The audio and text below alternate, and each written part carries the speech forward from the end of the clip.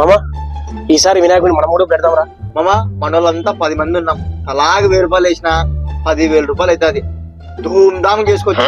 ముందు పోయి వినాయకుడిని కనుక్కుందాం రా. మన పామిలోనే వినాయకులు అమ్ముతున్నారా, పోదాం అండి. ఏమున్నారా విగ్రహాలు, ఒకటి ఎంతెంత రేటు చెప్తారో రే. ఇవన్నీ పిఓపి రా. ఇవి మహా అంటే 5-6 వేలు ఉంటే ఎక్కువ.